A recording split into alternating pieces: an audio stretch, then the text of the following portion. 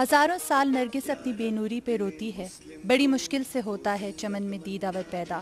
مینار پاکستان، شاہی قلعے اور بادشاہی مسجد کے احاطے میں وہ سچا عاشق رسول اور عظیم فلسفی اور شاعر محو استراحت ہے جس نے اپنی قوم کو خودی کی گہرائیوں میں اس حد تک ڈوب جانے کو کہا جہاں وہ مقام آتا ہے کہ خدا بندے سے خود پوچھے بتا تیری رضا کیا ہے۔ تصور پاکستان کے خالق اس شاعر نے 28 مئی 1937 کو قائد اعظم کے نام ایک خط میں لکھا، پورے برطانوی ہندوستان میں تنہا آپ ہی کی ذات ایسی ہے جس کی طرف مسلمانوں کی نظریں محافظت اور رہنمائی کے لیے اٹھتی ہیں۔ آج اگر اقبال زندہ ہوتے تو موجودہ نسل کی اعداد و خسائل ان کی دل آزاری کا سبب بنتی۔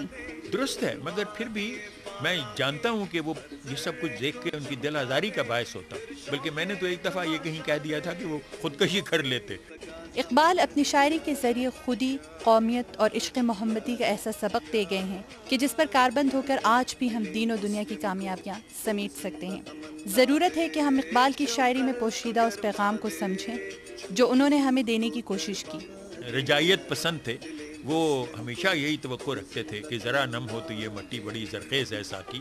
خدایا آرزو میری یہی ہے، میرا نور بصیرت عام کر دے۔ Madiha Chaudhry, ARY1 world, Lahore.